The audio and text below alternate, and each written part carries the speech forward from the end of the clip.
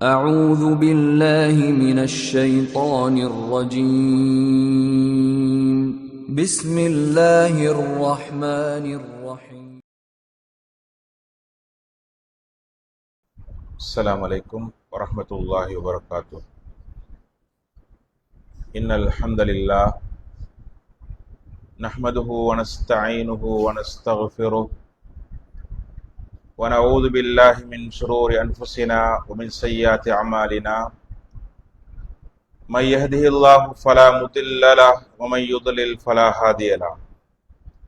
أشهد أن لا إله إلا الله وحده لا شريك له وأشهد أن محمدا عبده ورسوله أما بعد. فقد قال الله تعالى في القرآن العظيم: يا أيها الذين آمنوا اتقوا الله حق تقاته ولا تموتن إلا وأنتم مسلمون.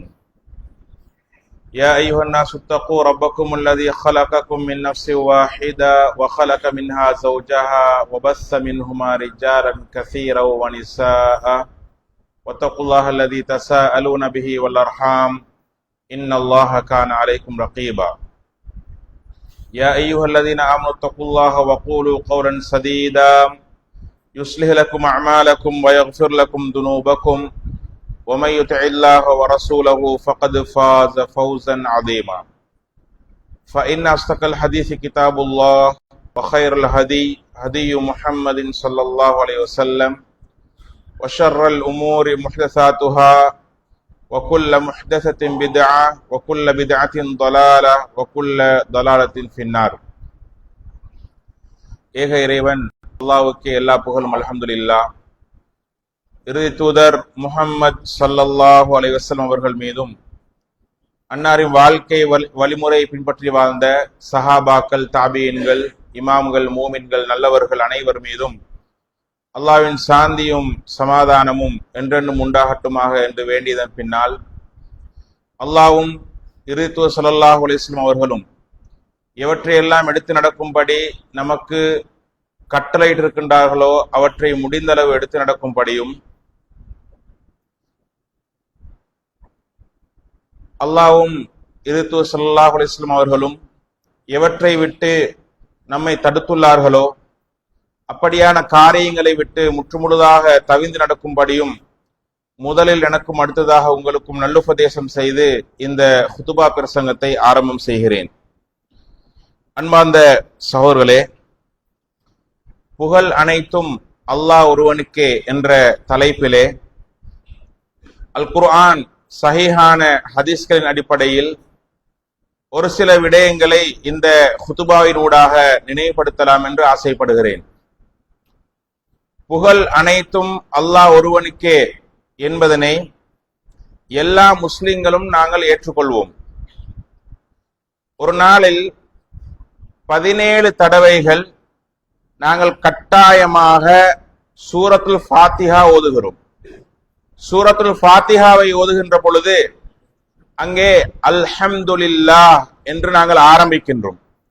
புகழ் அனைத்தும் அல்லாஹ்வுக்கே, அல்லாஹ் ஒருவனுக்கே என்று ஆரம்பிக்கின்றோம். இதே போன்று ஒவ்வொரு தொழுகைக்கு பின்னாலேயும் சுப்ஹானல்லாஹ், அல்ஹம்துலில்லாஹ், அல்லாஹு அக்பர், அதுல அல்ஹம்துலில்லாஹ் 33 தடவைகள் சொல்லுகிறோம்.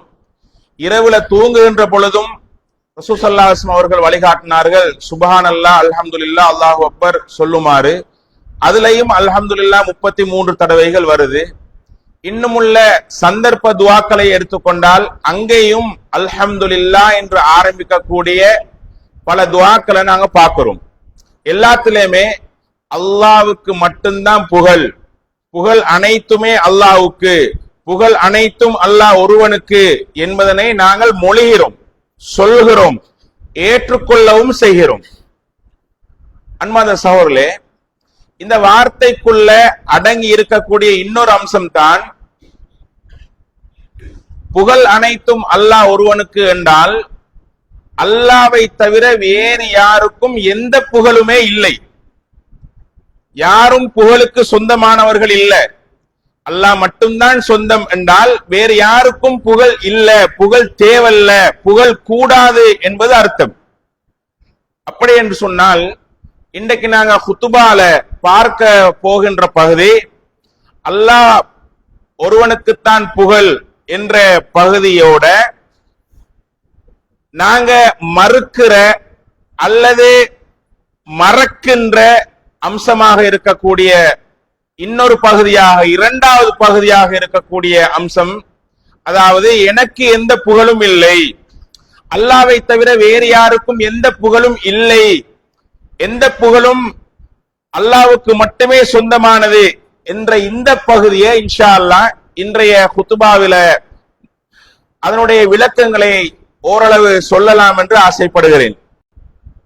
அன்பான சகோதரர்களே, இஸ்லாம் முதலாவது தன்னைத்தானே புகழ்ந்து கொள்வதை தடை செய்கிறது. இரண்டாவது பிறரை புகழ் செய்வதையும் இஸ்லாம் தடை செய்கிறது.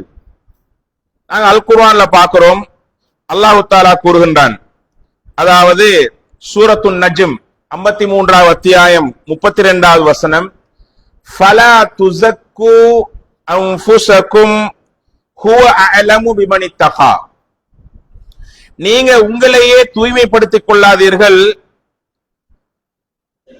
அவன்தான் தக்குவாதாரி யார் என்பதனை அறிவான் என்று அல்லாஹு தஆலா சொல்லுகிறான்.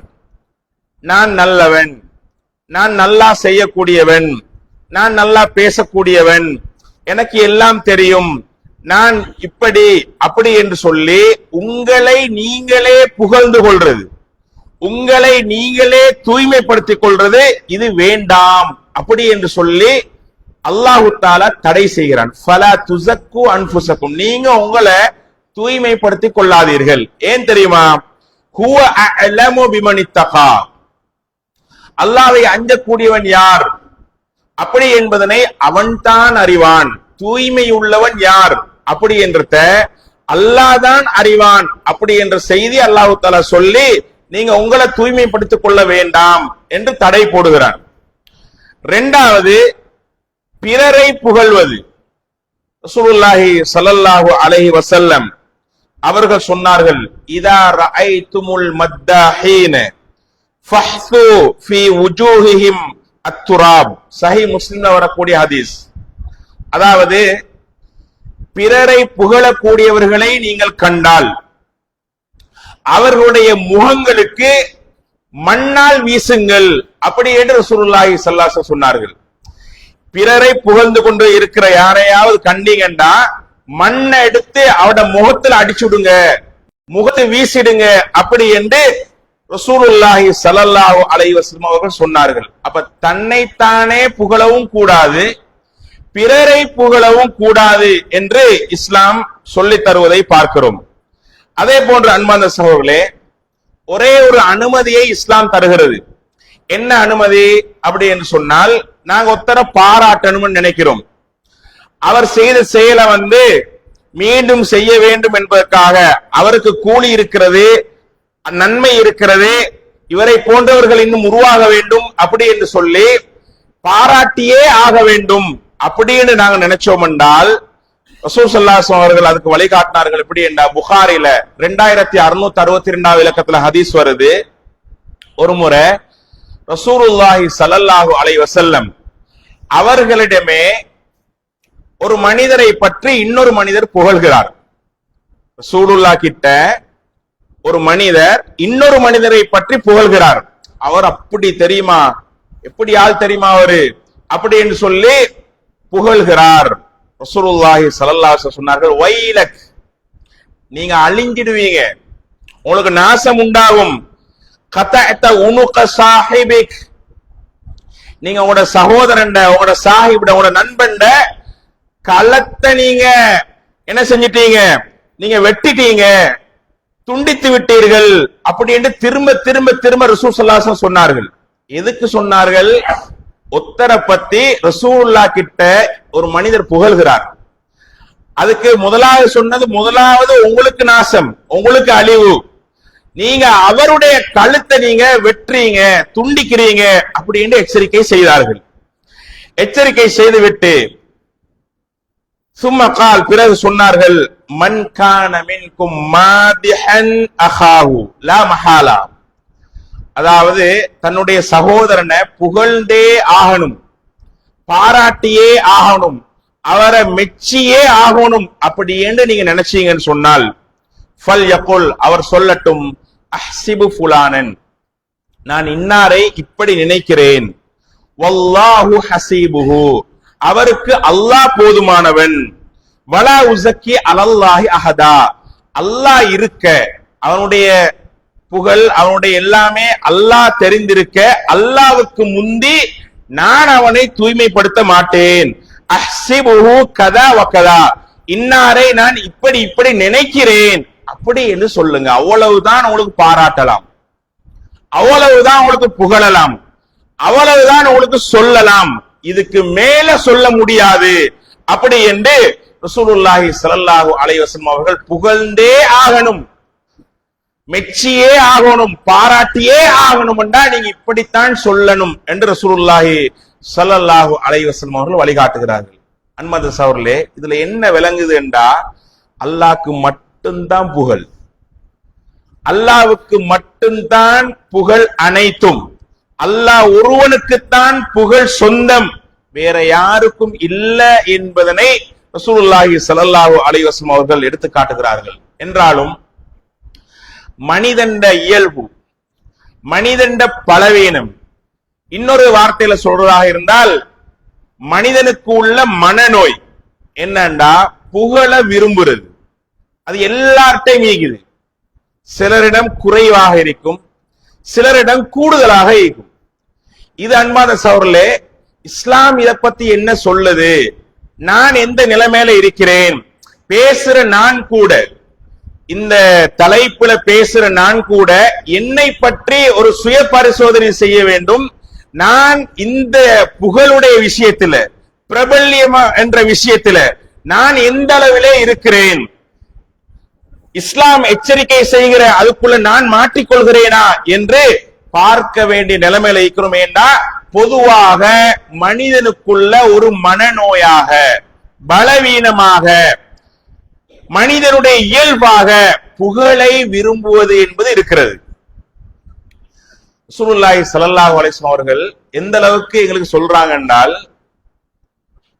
அதாவது தன்னுடைய உயிரை கொடுத்து, தன்னுடைய உயிரையே கொடுத்து புகழை எதிர்பார்க்கிற மனிதன் உலகத்திலே இருக்கிறான். சுப்ஹானல்லாஹ், யோசிச்சு பாருங்க. நான் என் உயிரை கொடுக்கிறேன் எதுக்கு தெரியுமா? என்னை மக்கள் புகழ வேண்டும், நான் மாவீரன் என்று என்னை நான் மௌத்தானத்துக்கு பிறகு, நான் மரணித்ததுக்கு பிறகு என்னை மக்கள் புகழ வேண்டும் என்பதற்காக என் உயிரை கொடுக்கிறேன். இது நடக்குமா? நடக்குது, நடக்கும், நடந்துச்சு. ரசூலுல்லாஹி ஸல்லல்லாஹு அலைஹி வஸல்லம் அவர்கள் சொல்கிறார்கள், அதாவது சஹீஹ் முஸ்லிம்ல 3865 இலக்கத்துல ஹதீஸ் வருது, இன்ன அவ்வலன் நாஸ் யுக்லா யௌமல் கியாமத்தி அலைஹி, நாளைக்கு மறுமை நாள்ல முதலாவது தீர்ப்பு சொல்லப்படுகிற ஒரு மனிதன், அவன் யார் தெரியுமா? ரஜுலுன் உஸ்துஷித, ஷஹீதான, அல்லாஹ்வுடைய பாதையிலே போர் செய்து மரணித்த ஒரு ஷஹீத், ஒரு மனிதன். அல்லாஹ் தஆலா அவனை அழைத்து ஃபஉதிய பிஹி ஃபஅர்ரஃபஹு நிஅமஹு ஃபஅரஃபஹா, அல்லாஹ் அவருக்கு கொடுத்த அருட்கொடைகளை எல்லாம் அல்லாஹ் சொல்லி காட்டுவான். உனக்கு இன்னின்ன அருள்களை எல்லாம் நான் தந்திருந்தேன்.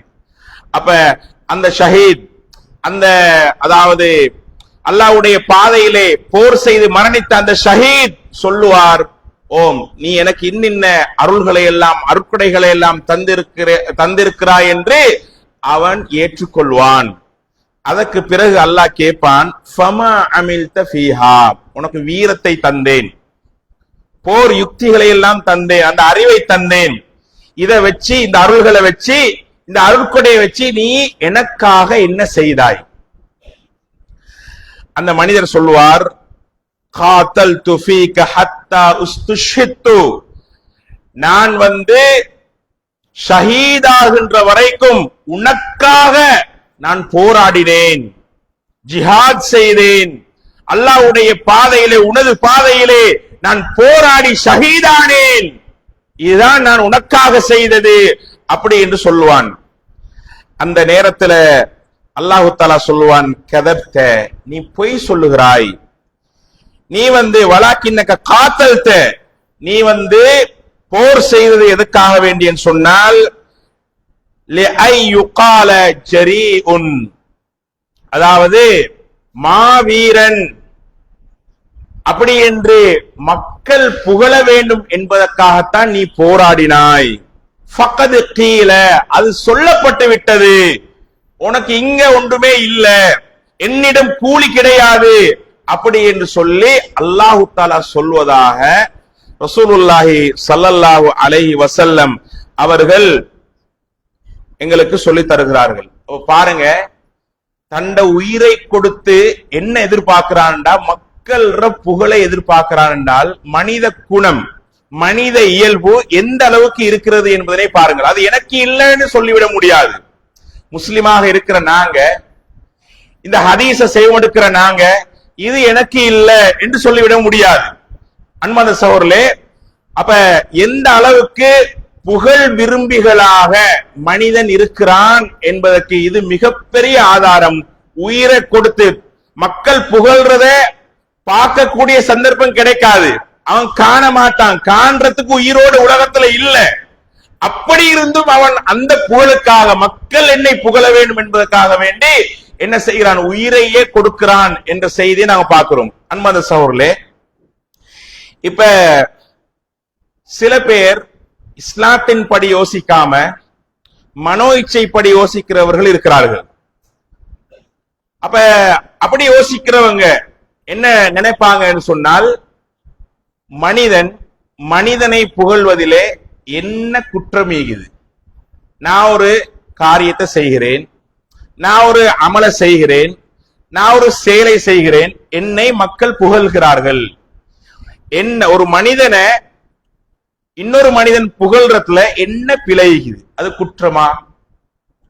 அது பாவமா? அதால உள்ள என்ன பாதிப்பீகுது? அப்படி என்று சில பேர் கேட்கலாம், சிந்திக்கலாம். முதலாவது விஷயம், அன்பான சகோதரர்களே, நான் ஏற்கனவே சொன்ன இந்த ஷஹீத் அல்லாஹ்வுக்காக போராடியவர். அவர் அப்படித்தான் நினைச்சாரு, அப்படித்தான் பதிலும் சொல்றார். ஆனா அல்லாஹ் அதை ஏற்றுக்கொள்ளல. கதப்த, நீ பொய் சொல்கிறாய், நீ உன்னை புகழ வேண்டும் என்பதற்காகத்தான் நீ போரிட்டாய் என்று அல்லாஹ் தஆலா சொல்கிறான். அல்லாஹ் தஆலா உள்ளங்களை அறிந்தவன். அதுல அந்த மனிதர் கடைசியாக என்ன செய்யப்படுகிறார் சொன்னால், சும்ம உமிர பிஹி ஃபசுஹிப அலா வஜ்ஹி ஹத்தா உல்கிய ஃபின்னார், அதாவது அவர் என்ன செய்யப்படுகிறார், மக்கள் புகழுக்காக அல்லாஹ்வின் பாதையிலே போராடியவர். அவரை என்ன செய்கிறார் என்று சொன்னால், அவர் என்ன செய்யப்படுகிறார் சொன்னால், முகம் குப்புற இழுக்கப்பட்டு நரகத்திலே எறியப்படுவார்.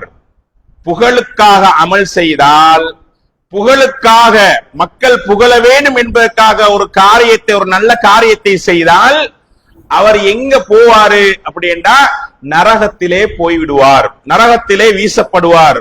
மிகப்பெரிய பாதிப்பு. நாங்க நினைக்கிறோம் லேசா ஒரு சிறிய விஷயமா நினைக்கிறோம். புகழ்ந்துட்டு போகட்டுமே, புகழ்ந்தால் என்ன பிரச்சனை, நான் புகழப்பட்டா என்ன பிரச்சனை, நான் புகழை எதிர்பார்த்தால் என்ன பிரச்சனை, மக்கள் என்னை புகழ வேண்டும் என்பதற்காக நான் ஒரு காரியத்தை, ஒரு அமலை, ஒரு நல்ல செயலை செய்தால் அதுல என்ன பிழை என்றால் நரகத்துக்கு போற பாவம். அது ஒரு பாவமான காரியம், அது ஒரு குற்றம். அப்படி என்று இஸ்லாம் எங்களுக்கு சொல்லி தருவதை பார்க்கிறோம். அது மட்டுமல்ல, அதே ஹதீஸ்ல இன்னும் 2 பேரை பற்றி ரசூலுல்லாஹி ஸல்லல்லாஹு அலைஹி வஸல்லம் அவர்கள் சொல்கிறார்கள். இன்னொரு மனிதர், அவர் சொல்லுவார், அதாவது வரஜுலுன் தஅல்லமல் இல்ம், அவரே அறிவை கற்ற ஒரு அறிஞர், வஅல்லமஹு, பிறருக்கு கற்றுக் கொடுத்தவர், வகரஅல் குர்ஆன், குர்ஆனை ஓதியவர், இவரும் விசாரணைக்கு கொண்டு வரப்படுவார்.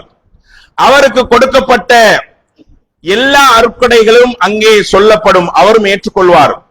அப்ப அங்கே கேள்வி என்னன்னு சொன்னால், அதாவது ஃபமா அமில்த ஃபீஹா, நான் உனக்கு அறிவை தந்தேன், உனக்கு ஆற்றலை தந்தேன், நீ இந்த அறிவை வைத்து இந்த அருட்கொடையை வைத்து நீ என்ன செய்தாய், எனக்காக என்ன செய்தாய் என்று கேட்ட நேரம் அவர் சொல்லுவார், தஅல்லம்துல் இல்ம், நான் அறிவை கற்றேன் உனக்காக, வஅல்லம்துஹு, நான் அதை கற்றுக் கொடுத்தேன் உனக்காக, வகரஅது ஃபீக்கல் குர்ஆன், உனக்காக நான் அல் குர்ஆனை ஓதினேன். இப்படின்னு சொன்ன நேரம் கால கதப்த, நீ பொய் சொல்லுகிறாய், வலாகின்னக தஅல்லம்துல் இல்ம், நீ அறிவை கற்றுக்கொண்டது எதற்காக வேண்டும் சொன்னால் நீ அறிஞன் என்று புகழப்பட வேண்டும், மக்கள் உன்னை அறிஞர் என்று சொல்ல வேண்டும், அறிஞர் என்று புகழ வேண்டும் என்பதற்காகத்தான் நீ கல்வியை கற்றாய்.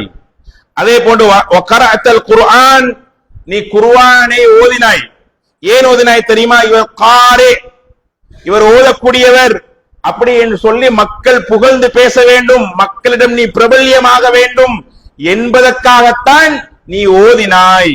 அதனால உனக்கு என்ன இல்லை அப்படின்னு சொன்னால் இங்க நன்மை எதுவுமே இல்லை, உனக்கு அது கிடைச்சாச்சு, மக்கள் பேசிட்டாங்க, மக்கள் புகழ்ந்துட்டாங்க, மக்களிடம் நீ பிரபல்யம் ஆகிவிட்டாய், நீ எதை எதிர்பார்த்து செய்தாயோ அது உனக்கு கிடைத்து விட்டது, இங்க ஒன்றுமே உனக்கு இல்லை அப்படின்னு சொல்லி இவரும் நரகத்திலே எரியப்படுவார். அதே போன்று மூன்றாவதாக செல்வம் கொடுக்கப்பட்ட ஒரு மனிதர், அவர் விசாலமான அளவு செல்வம் கொடுக்கப்பட்டவர்.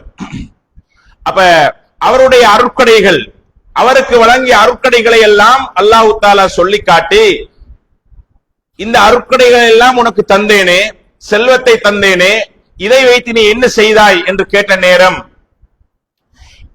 அதாவது அல்லாஹ்வுடைய பாதையில என்னென்ன வழிகள் எல்லாம் செலவு செய்ய முடியுமோ எல்லா வழிகளையும் உனக்காக நான் செலவு செய்தேன் அப்படி என்று சொல்லுவான். அப்ப கால கதப்த, நீ பொய் சொல்கிறாய், நீ செலவு செஞ்சது உண்மை, ஆனா எனக்காக இல்ல, நீ புகழப்பட வேண்டும் என்பதற்காக, கொடை வள்ளல் என்று நீ சொல்லப்பட வேண்டும், மக்கள் உனக்கு சொல்லணும், சொல்லி புகழணும் என்பதற்காகத்தான் நீ செலவு செய்தாய், தர்மம் கொடுத்தாய், அதனால அது உனக்கு அங்கே கிடைத்து விட்டது, இங்கே உனக்கு ஒன்றுமே இல்லை என்று சொல்லி நரகத்திலே எரியப்படுவான். அன்பந்த சகோதரர்களே, அப்ப புகழ எதிர்பார்த்த ஒன்றுக்காக, மக்கள் என்னை இப்படி பேச வேண்டும், அப்படி பேச வேண்டும், என் பெயர் சொல்ல வேண்டும், அப்படி என்று அந்த ஒரு எண்ணத்துக்காக என்ன நடக்கிறது என்று சொன்னால் நரகத்திலே எரியப்படுகிறான். அப்ப அன்பந்த சகோதரர்களே, புகழ் அனைத்துமே அல்லாஹ் ஒருவனுக்கு மட்டும்தான். எந்த மனிதனும் புகழை எதிர்பார்க்க கூடாது, எந்த செயலையும் புகழ் எதிர்பார்த்து பிரபல்யத்தை எதிர்பார்த்து செய்யக்கூடாது அப்படி என்றதை நாங்க பார்க்கிறோம். அப்படி செய்தால் அது நரகத்துக்குரிய செயல், நரகத்துக்கு இட்டு செல்லும் என்ற அந்த எச்சரிக்கையை ரசூலுல்லாஹி ஸல்லல்லாஹு அலைஹி வஸல்லம் அவர்கள் தருகிறார்கள். அன்பந்த சகோதரர்களே, அதே போன்று இன்னொரு செய்தியை பாருங்க. அதாவது இப்ப மக்கள் புகழ வேண்டும் என்பதற்காக நான் ஒரு அமலை செய்தால், ஒரு நல்ல காரியத்தை செய்தால், அதுல இன்னொரு பாதிப்பு என்னன்னு சொன்னால் அது ஷிர்கு, இணை வைப்பு அப்படி என்ற செய்தியை ரசூலுல்லாஹி ஸல்லல்லாஹு அலைஹி வஸல்லம் அவர்கள் எங்களுக்கு சொல்லித் தருகிறார்கள். இன்ன அஹ்வஃப மா அஹாஃபு அலைக்கும் அஷ்ஷிர்குல் அஸ்கர், நான் உங்கள அதிகமாக பயப்படுவது எதை பற்றி என்று சொன்னால் சிறிய இணை வைப்பு, இதை நான் உங்களிடம் அதிகமாக பயப்படுகிறேன். ஏண்டா பெரிய இணை வைப்பு நேரடியாக அல்லாஹ் அல்லாத ஒருவரை வணங்குவது, இது முஸ்லிம்கள்ட்ட நடக்காது, அது பெரிய இணை வைப்பு. ஆனா அஷ்ஷிர்குல் அஸ்கர், சிறிய இணை வைப்பு நடக்கும். அது என்ன? அர்ரியா.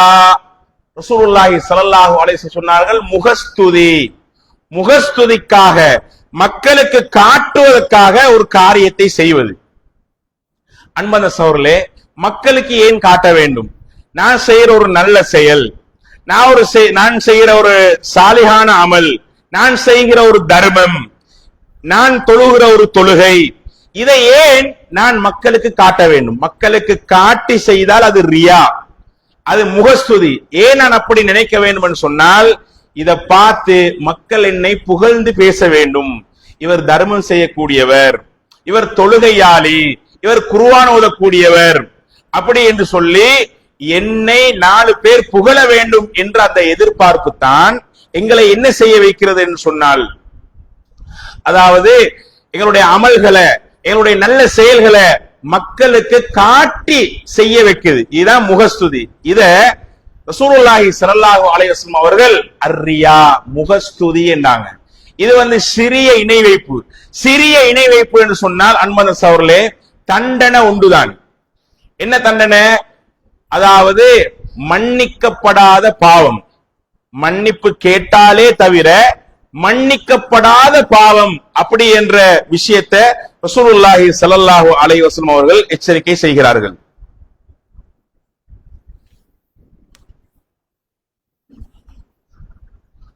அல்ஹம்துலில்லாஹி ரப்பில் ஆலமீன் வஸ்ஸலாத்து வஸ்ஸலாமு அலா அஷ்ரஃபில் அன்பியாஇ வல் முர்ஸலீன் வ அலா ஆலிஹி வ ஸஹ்பிஹி அஜ்மஈன் வ மன் தபிஅஹும் பி இஹ்சானின் இலா யௌமித்தீன். அம்மா பஅத். அன்புக்குரிய சகோதரர்களே, புகழ் அனைத்தும் அல்லாஹ் ஒருவனுக்கே என்ற தலைப்புல, புகழ் அனைத்தும் அல்லாஹ் ஒருவனுக்கு மட்டும்தான். எந்த ஒரு மனிதனுக்கும் புகழ் கிடையாது. தன்னைத்தானே புகழவும் முடியாது, பிறரை புகழவும் கூடாது. பிறரை பாராட்டுவதாக இருந்தால் அதுக்கு ஒரு முறை, அதை நாங்க பார்த்தோம். மற்றபடி புகழுக்காக, மக்களை புகழுவதற்காக வேண்டி நாங்கள் ஒரு நல்ல காரியத்தை, ஒரு அமலை செய்தோம் என்று சொன்னால் அது எங்களை நரகத்துக்கு இட்டு செல்லும். அது மட்டுமல்ல, அது சிறிய இணை வைப்பு. சிறிய இணை வைப்பு என்று சொன்னால் மன்னிக்கப்படாத பாவம், மன்னிப்பு கேட்டவர்களை தவிர. அன்பார்ந்த சகோதரர்களே, இதுல இன்னொரு விஷயம் என்னன்னு சொன்னால், அதாவது ரசூலுல்லாஹி ஸல்லல்லாஹு அலைஹி வஸல்லம் அவர்கள் இந்த ரியா, முகஸ்துதி, மக்களுக்கு காட்டுறதுக்காக நாங்க செய்யற ஒரு காரியம், இதை தடை செய்தது போலவே இன்னொரு பகுதி அதாவது விளம்பரப்படுத்துவது. தான் செய்த ஒரு அமல, தான் செய்த ஒரு நல்ல காரியத்தை அவரே மறைச்சி வச்சிருந்திருப்பார். நான் அல்லாஹ்வுக்காக செய்தேன். அப்ப அல்லாஹ்வுக்காக செய்த அந்த காரியத்தை அவரு மக்கள் மன்றத்துல சொல்லுவார், ஒரு 4 பேர்ட்ட சொல்லுவார், நான் இன்னின்ன காரியம் எல்லாம் செய்திருக்கிறேன் என்று விளம்பரப்படுத்துவார். இதுக்கு அரபுல அஸ்ஸும்ஆ என்றது. அதாவது மக்களுக்கு காட்டுவதற்காக செய்யறது ரியா. அதுவும் அதாவது புகழ வேண்டும் என்பதற்காக, மக்கள் என்னை புகழ வேண்டும் என்பதற்காக வேண்டி செய்யற ஒரு காரியம், அது நரகத்துக்குரிய காரியம். அதுல அதாவது சிறிய இணை வைப்புக்குரிய காரியம். அதே மாதிரி அஸ்ஸும்ஆ அப்படி என்று சொல்றது, சமிஅ என்றா கேட்டான் அர்த்தம், செவிமடுத்தான் அர்த்தம்.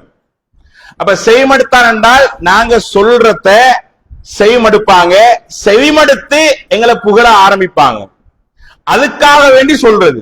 இப்ப நான் ஒரு 10 வருஷத்துக்கு முன்னால அல்லது ஒரு 40 வருஷத்துக்கு முன்னால ஒரு இஹ்லாஸான ஒரு காரியத்தை நான் செய்திருப்பேன். அல்லாஹ்வுக்காக செய்த காரியம், ஒரு தர்மமாக இருக்கும், அல்லது ஒரு உதவியாக இருக்கும், அல்லது ஒரு நன்மையான காரியமாக இருக்கும். அதை நான் 40 வருஷத்துக்கு போறோம் இன்றைக்கு சொல்லி காட்டுறேன். நான் இப்படி செய்தேன், நான் அப்படி செய்தேன், அந்த அமலை செய்தேன், அவ்வாறு செய்தேன். இப்ப உதாரணத்துக்கு, இன்று ஒரு ஆள் மிகப்பெரிய ஒரு வசதி உள்ளவராக, பணக்காரனாக இருக்கிறார்னு வைங்க. அவர் 40 வருஷத்துக்கு முன்னால அவர் ஏழையாக இருந்திருப்பார், சரிதானே? இன்று ஏழையாக உள்ள ஒருவர் 4 பேர்ட்ட சொல்லுவார் எப்படி என்றால், இவர் இன்னைக்கு பணக்காரனா இருக்கிறாரு, ஆனா 40 வருஷத்துக்கு முன்னுக்கு இவர் எப்படி இருந்தார் தெரியுமா? நான் தான் இவங்களுக்கு அரிசி வாங்கி கொடுக்கிற ஏட சொந்த காசால நான் ஒரு மாசம் நான் வாங்கி கொடுத்திருக்கிறேன்.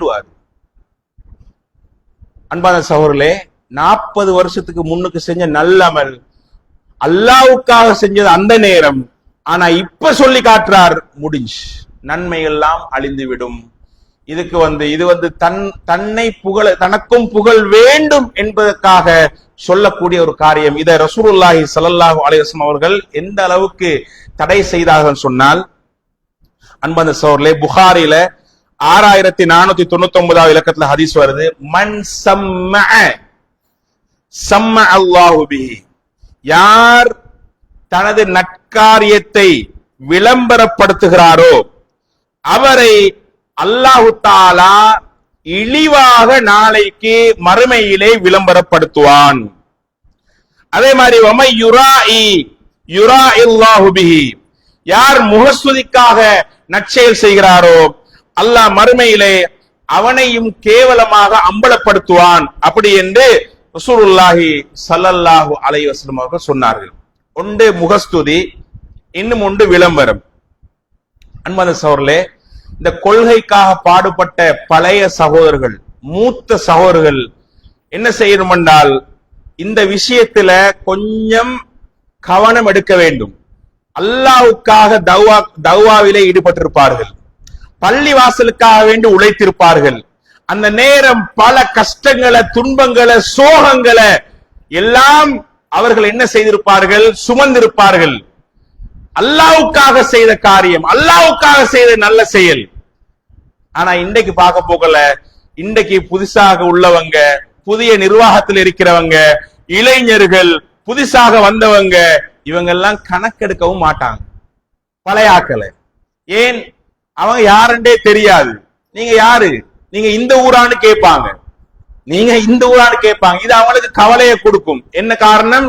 நாங்க தான் இங்கே குர்ஆன் சுன்னஹை கொணந்தாக்கள், நாங்க தான் கொள்கையை கொணந்தவர்கள், நாங்கள் தான் ஷிர்க்குக்கு எதிராக போராடியவர்கள், நாங்கள் தான் பிதஅத்துக்கு எதிராக போராடியவர்கள். என்ன பார்த்து என்ன கேள்வி கேட்கிறான்னு பாருங்க. அப்படி என்றா முடிஞ்சு. அதுதான் சும்ஆ, அதுதான் சொல்லி காட்டுறது, அதுதான் விளம்பரப்படுத்துறது. நாங்க செஞ்சத்துல 100ல ஒன்றாலும் இவன் செஞ்சிருக்க மாட்டான், நாங்க செஞ்சத்துல 10ல ஒன்றாலும் இவன் செஞ்சிருக்க மாட்டான். இன்றைக்கு வந்து என்ன பேச்சு பேசுறான்னு நாங்க கவலைப்படுற மாதிரியே ஒரு பாவத்தை செஞ்சிடுறோம். என்ன பாவம்? விளம்பரப்படுத்துறோம். அன்பந்த சகோதரர்களே, இதை நாங்க கட்டாயமாக தவிர்க்க வேண்டும். அப்படி இல்லைன்னு சொன்னால் இந்த ரெண்டுக்கும் உள்ள ரியா முகஸ்துதிக்குள்ள பாதிப்பு என்ன தெரியுமா? நன்மை எங்களுக்கு கிடைக்காது. எங்களுக்கு கிடைக்க போற நன்மை முழுசாகவே கிடைக்காமலே போய்விடும். அன்பாத சகோதரர்களே, அல் குர்ஆன்ல, அதாவது சூரத்துல் பக்ரா 2வது அத்தியாயம் 264வது வசனம், யா அய்யுஹல்லதீன ஆமனு, விசுவாசம் கொண்டவர்களே, லா துப்திலு ஸதகாத்திக்கும் பில் மன்னி வல் அதா, நீங்க உங்களோட சதகாக்கள், நீங்க கொடுத்த தர்மங்கள், இத சொல்லி காட்டியும் நோவினை செய்தும் அந்த நன்மைகளை, சதக்காவுடைய நன்மைகளை இழந்து விடாதீர்கள். அப்படி என்று அல்லாஹ் தஆலா எச்சரிக்கை செய்கிறான். நாங்க எங்கட தங்கச்சிக்கு, எங்கட சகோதரிக்கு திருமணம் முடிக்கிற நேரம் நிறைய தர்மம் செஞ்சிருப்போம், உதவி செஞ்சிருப்போம். அந்த நேரம் எங்களுக்கு வசதி இருக்கிற நேரம், இப்போ ஒரு 10 வருஷத்துக்கு முன்னால் நடந்தது, அல்லது 20 வருஷத்துக்கு முன்னால் நடந்தது, அல்லது பழைய கதை. ஆனா மனசுல வேதனைகள் வருகின்ற பொழுது அதை சொல்லி காட்டுவோம். நீ மறந்துடாத, உனக்கு கல்யாணம் செஞ்சு வச்சது நான், உனக்கு ரூம் செட் வாங்கி தந்தது நான். சுப்ஹானல்லாஹ், சுப்ஹானல்லாஹ், எப்படி வார்த்தை, நான். ரைட்? அதே மாதிரி உனக்கு தேவைகள் வருகின்ற பொழுதெல்லாம் உதவி செய்தது நான், உன தேவைகளுக்கு வந்ததெல்லாம் நான், நான் நான் நான் நான் என்று சொல்லி தன்னை பற்றியே புகழ்ந்து கொண்டு பேசுவார். சுப்ஹானல்லாஹ். இன்றைக்கு இவர் ஆளாகி இருக்கிறார் என்றால் இவருக்கு தொழிலை காட்டி கொடுத்ததே நான். சுப்ஹானல்லாஹ், எப்படி பேச்சு! நான் தான் தொழிலை காட்டி கொடுத்தேன், நான் தான் வழிகாட்டினேன். அன்பான சகோதரர்களே, வெளிப்பார்வைக்கு அது உண்மையாக இருந்தாலும், இவர்தான் உதவி செஞ்சது, இவர்தான் வழிகாட்டினது, இவர்தான் என்பது உண்மையாக வெளிப்பார்வைக்கு இருந்தாலும் அது உண்மை கிடையாது. எது உண்மை தெரியுமா? அல்லாஹ் இவன் மூலமாக உதவி செய்திருக்கிறான், அல்லாஹ் இவன் மூலமாக தொழிலுக்கு வழிகாட்டி இருக்கிறான். தொழிலுக்கு வழிகாட்டினது அல்லாஹ். அல்லாஹ்வை மறந்து விட்டான், புகழ வேண்டியது அல்லாஹ்வை. அன்பான சகோதரர்களே, எனக்கு ஒரு உதவி கிடைக்குது அப்படி என்றால், தாரவர் மனிதனாக இருந்தாலும் தந்தவன் அல்லாஹ். அல்லாஹ் தஆலா யார் மூலமாக தருகிறான்? மனிதன் மூலமாக தருகிறான். இப்ப புகழப்பட வேண்டியவன் இந்த மனிதனா அல்லாஹ்வான்னு கேட்டால் அல்லாஹ் தான் புகழப்பட வேண்டியவன். சுப்ஹானல்லாஹ், அல்ஹம்துலில்லாஹ். புகழ் அனைத்தும் அல்லாஹ் ஒருவனுக்கு, மனுஷனுக்கல்ல, மனிதனுக்கல்ல. அப்ப நாங்க பிழையாக புரிந்திருக்கிறோம். நான் செய்தேன், நான் கொடுத்தேன், நான் உதவினேன், நான் என்னால் தான் நடந்தது என்றால் உன்னால நடக்கவில்லை. அது உனக்கு நன்மைக்குரிய வழி. அல்லாஹ் தஆலா உங்களுக்கு தந்த சந்தர்ப்பம். நீங்க அதை இஹ்லாஸா செஞ்சா நன்மை கிடைக்கும், இஹ்லாஸா இல்லையா அதுவும் இல்லை. அன்பார்ந்த சகோதரர்களே, அப்ப புகழ் அனைத்தும் அல்லாஹ் ஒருவனுக்கு மட்டுமே உரியது அப்படி என்றதை நாங்கள் விளங்கிக் கொள்ள வேண்டும். என்னால ஒரு காரியம் நடந்தால் அன்பார்ந்த சகோதரர்களே, நான் ஒரு குத்துபா பயான் பண்ணுகிறேன், நான் ஒரு இஜ்திமால பயான் ஒன்று பண்ணுகிறேன், ஏண்ட பயான் நல்ல முறையில எடுபட்டு மக்கள் மத்தியில வரவேற்பை பெற்று அங்கே என்ன நடக்கிறதுன்னு சொன்னால் எனக்கு ஒரு புகழாரம் கிடைக்கிறது. சுப்ஹானல்லாஹ், நான் பயப்பட வேண்டும், அஞ்ச வேண்டும்.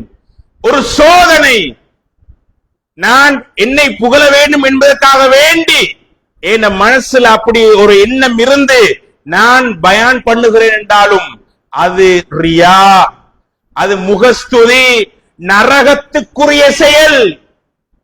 அன்பார்ந்த சகோதரர்களே, நாம் பயப்பட, அல்ஹம்துலில்லாஹ், புகழ் அனைத்தும் அல்லாஹ்வுக்குரியது. அல்லாஹ் எனக்கிட்ட வேலை வாங்குறான், என்னை பேச வைக்கிறான், எனக்கு பேசக்கூடிய ஆற்றலை தருகிறான், அவனது மார்க்கத்தை பரப்புகிறான். இப்படித்தான் யோசிக்கணும்.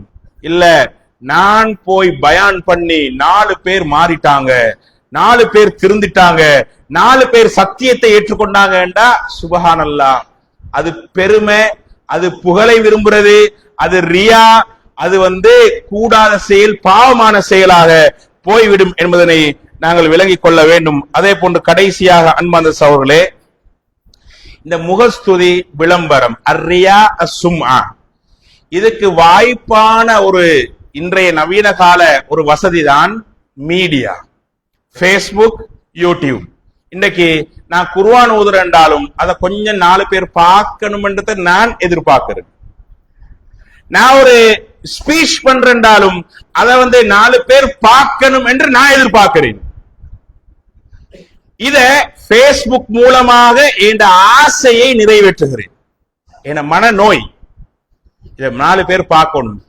நான் சொல்றது எல்லாமே விளம்பரம் அல்ல, எல்லாமே முகஸ்துதி அல்ல.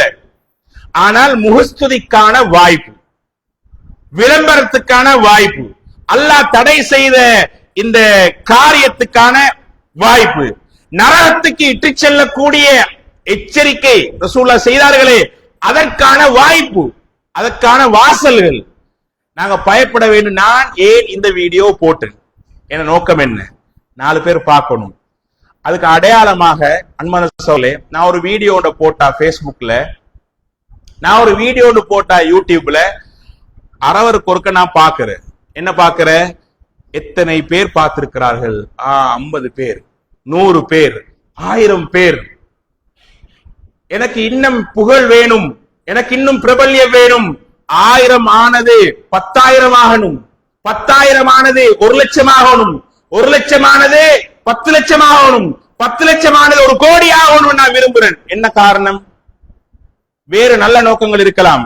நான் சொல்ற ஒரு குர்ஆன் வசனம், அதன் விளக்கம் 1000 பேருக்கு கிடைக்கணும் என்று நினைச்சா அது வேறு. நான் சொல்லிக் கொடுக்கிற நல்ல ஒரு ஐடியா, இது ஒரு 1000 பேருக்கு 10,000 பேருக்கு போனா நல்லமே பிரயோசனமாகுவாங்களே என்று நினைக்கிறது வேறு. ஆனா என்னை எல்லோரும் புகழ வேண்டும், நான் பிரபல்யமாக வேண்டும், நான் 4 பேர் அறிமுகம், 40 பேர் அறிமுகம், 40,000 பேர் அறிமுகம், 40 லட்சம் பேர் அறிமுகம், 4 கோடி பேர் அறிமுகம். இந்த பிரபல்யத்தை, விளம்பரத்தை நாங்க விரும்பினோம் சொன்னால் அன்பான சகோதரர்களே, புகழை எதிர்பார்த்தால் அது நரகத்துக்குரிய வழி என்பதனை நாங்கள் எச்சரிக்கையாக எங்களோட மனசு உள்ளங்கள்ல நாங்கள் பகிர்ந்து கொள்ள வேண்டும் அன்பான சகோதரர்களே. எனவே புகழ் அனைத்தும் அல்லாஹ் ஒருவனுக்கே. எங்களுக்கு எந்த புகழும் இல்ல. ஏதாவது பாராட்டுக்கள் புகழுக்கள் வந்தால் அது என்னால் நடந்தது ஒன்றுமே இல்லை எல்லாமே எல்லா புகழும் அல்லாஹ்வுக்கு மட்டுமே உரியது என்பதிலே நாங்கள் உறுதியாக இருக்க வேண்டும். அல்லாஹு தாலா இந்த புகழ் மூலமாக நரகம் கிடைப்பதை விட்டும், புகழ் மூலமாக பாவம் கிடைப்பதை விட்டும் என்னையும் உங்களையும் பாதுகாக்க வேண்டும் என்று கேட்டு விடைபெறுகிறேன். வ ஆகிரு தஅவானா அல்ஹம்துலில்லாஹி ரப்பில் ஆலமீன்.